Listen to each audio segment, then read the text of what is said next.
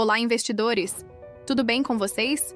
Eu sou a Ana e vou te ajudar a entender melhor as atualizações que ocorreram no último relatório divulgado do Fundo Imobiliário PVBI 11. Antes de começar, um aviso importante. Este conteúdo tem caráter informativo e educacional e não constitui recomendação de investimento. Investir envolve riscos, inclusive de perda de capital, e resultados passados não garantem retornos futuros. Avalie seu perfil de risco e, se necessário, procure um profissional qualificado. Sendo assim, com os avisos feitos, vamos começar a análise.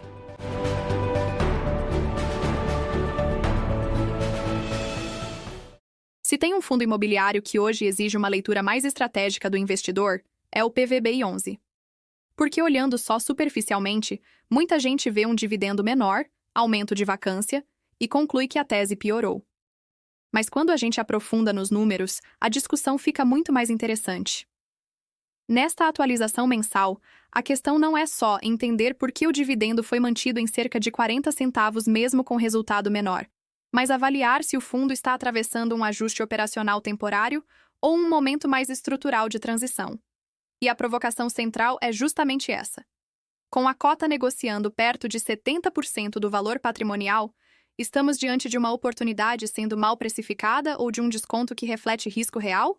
Para quem está começando, o PVBI 11 é um fundo imobiliário de lajes corporativas premium.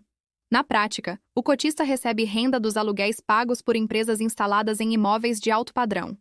Hoje, o fundo tem patrimônio próximo de 2 bilhões e 900 milhões, cerca de 83 mil metros quadrados locáveis, 7 ativos e 52 locatários. Isso importa porque diversificação reduz risco de concentração de receita. Além disso, é um fundo de gestão ativa, ou seja, existe atuação do gestor para reposicionar ativos, administrar ocupação e capturar valor. Dentro do setor de escritórios, o fundo está posicionado em ativos institucionais de alta qualidade, o que costuma significar contratos mais longos e maior resiliência. Hoje, o prazo médio dos contratos gira em torno de 4 anos e meio. Mas esse mesmo perfil traz uma dinâmica própria. Quando há vacância, a recomposição tende a ser mais lenta, porque são ocupações grandes e negociações complexas. E esse é justamente o centro desta atualização. A vacância física saiu para 18,7% e a vacância financeira chegou a 20%. E essa diferença importa. Vacância física é espaço vazio. Vacância financeira é perda efetiva de receita. Quando a vacância financeira sobe mais, o impacto sobre dividendos tende a ser mais sensível. E isso ajuda a entender por que o fundo parece menos em expansão e mais em estabilização defensiva. O gestor reduziu a distribuição para 40 centavos e sinalizou manutenção nesse patamar ao longo do semestre. Isso pode parecer negativo num primeiro olhar, mas também pode ser lido como disciplina. Em vez de sustentar dividendo artificialmente, a gestão parece alinhar distribuição com geração recorrente de caixa. E isso, muitas vezes, é mais saudável. Ao mesmo tempo, o mercado claramente precifica esse risco operacional. A cota patrimonial gira em torno de R$ 108, enquanto a cota de mercado ficou perto de R$ 76, colocando o fundo próximo de 70% do valor patrimonial. E é exatamente aí que começa o debate mais sofisticado, porque esse desconto pode ser oportunidade ou alerta. Quando a gente entra nas movimentações do mês, aparecem sinais mistos. Do lado positivo, houve avanço comercial. A ServiceNow entrou no Veracruz ocupando metade da área antes devolvida pela Julius Baer. No VOC, houve novas locações para Água Santa, com 376 metros quadrados, e CSL, com 754 metros quadrados. Somadas a Monbach, essas ocupações levam a mais de 1.500 metros quadrados absorvidos e reduzem a vacância projetada do ativo para algo próximo de 11%. Isso mostra a execução comercial do gestor. Mas do outro lado, olhando o fundo consolidado, a vacância subiu e a gestão já projeta a vacância física próxima de 24% no segundo semestre, com a saída do Banco ABC do Cidade Jardim. Esse talvez seja o principal vetor de atenção do relatório. Outro dado importante é o volume de reajustes. Foram reajustados cerca de 2.385 metros quadrados no período. Não é um volume expressivo frente ao mês anterior, o que reduz crescimento orgânico de receita no curto prazo. Ainda assim, o aluguel médio do portfólio permaneceu resiliente, próximo de R$ 229 por metro quadrado. E isso importa porque mostra que o gestor não está sacrificando preço para preencher ocupação. No resultado do mês, o fundo entregou cerca de 37 centavos por cota. A receita total veio em 49 centavos por cota, ou aproximadamente 13 milhões e 300 mil, sendo quase 13 milhões oriundos de locação. As despesas ficaram perto de 12 centavos por cota, pouco mais de 3 milhões e 200 mil. Isso explica o lucro distribuível. E aqui há um ponto muito relevante. O dividendo anunciado foi de 40 centavos, acima do resultado do mês, com uso de cerca de 3 centavos por cota das reservas acumuladas. Isso tem duas leituras. De um lado, suaviza o ajuste para o cotista e preserva a previsibilidade de renda. De outro, mostra que parte da distribuição hoje depende de reserva. É um trade-off entre estabilidade e preservação de colchão financeiro. O dividend yield ficou em cerca de 6,3% sobre valor de mercado e 4,5% sobre valor patrimonial. A gestão ainda sinalizou intenção de manter esse patamar até o fim do semestre. Isso ajuda o investidor a calibrar a expectativa. Agora, tudo isso acontece num contexto em que o mercado também pressionou o preço. O IFIX caiu cerca de 1% no mês, o segmento de lajes caiu próximo de 2% e o PVBI11 recuou cerca de 2,5%. Isso ajuda a explicar o desconto patrimonial mais profundo. E olhando a carteira em si, a qualidade patrimonial continua difícil de questionar. O FL 4440 representa cerca de 1/3 do valor patrimonial, embora carregue vacância acima de 30% e concentre boa parte do esforço comercial hoje. O Park Tower, com quase 19% do patrimônio, está 100% ocupado e carrega prazo médio de contratos próximo de 8 anos. O Cidade Jardim está ocupado hoje, embora tenha a saída do Banco ABC mapeada. Vera Cruz tem cerca de 25% de vacância. The One próximo de 14%. VOC em 24%, mas em trajetória de redução.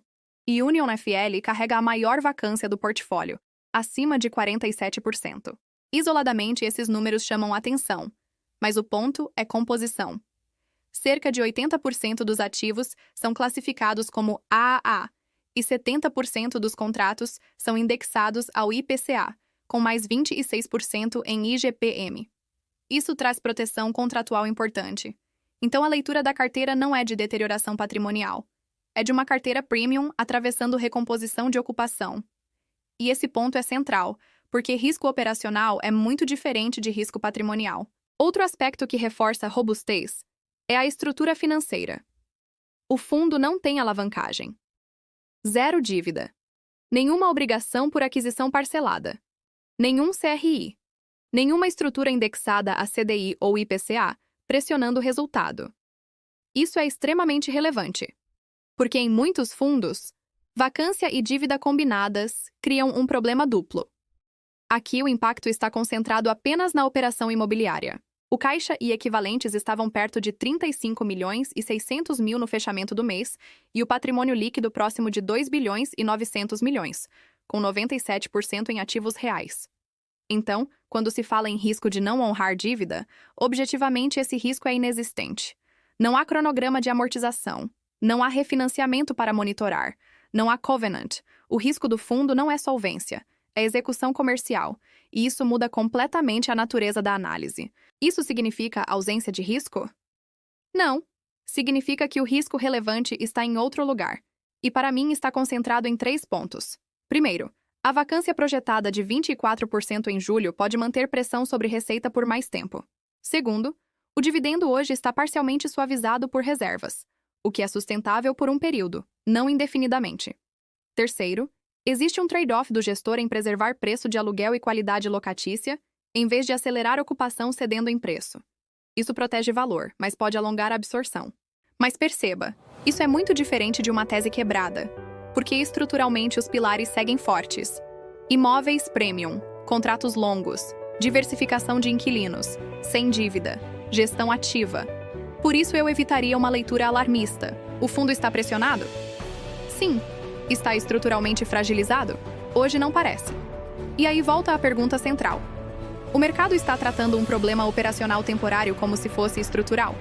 Ou está antecipando uma recuperação mais lenta do que o investidor gostaria? Porque a resposta para isso define se esse desconto é oportunidade ou armadilha. Se a vacância for absorvida e o resultado voltar para algo próximo de 45 ou 50 centavos, o preço atual pode parecer muito descontado. Mas se a recomposição demorar mais, talvez o mercado esteja apenas sendo prudente. E é exatamente nessa assimetria que mora a discussão mais interessante sobre o fundo hoje. Porque talvez o debate não seja se o PVBI11 é bom ou ruim, mas se o desconto atual compensa o tempo e o risco para atravessar essa fase. E eu acho que essa é a pergunta mais relevante para o cotista neste momento. Você enxerga o PVBI11, nesse patamar, como oportunidade em ajuste ou como um fundo que ainda pode sofrer antes de destravar valor? E eu sempre gosto de fechar com um ponto importante. Por mais que aqui a gente tenha destrinchado vacância, resultado, riscos e valuation de forma estratégica, nada substitui ler o relatório gerencial completo. Porque ali estão nuances, comentários do gestor e detalhes oficiais que ajudam muito a aprofundar a tese. Aqui a proposta é conectar os pontos e trazer leitura crítica, mas o relatório é onde você forma convicção, então vale muito ler o material na íntegra depois. Se essa análise te ajudou, deixa o like porque isso ajuda o canal, se inscreve para acompanhar os próximos relatórios e compartilha com alguém que acompanha fundos imobiliários. Enfim, muitas vezes o mais importante não é um mês isolado, mas a trajetória. Obrigado por acompanhar até aqui. E me conta nos comentários, qual fundo vocês querem ver nos próximos vídeos?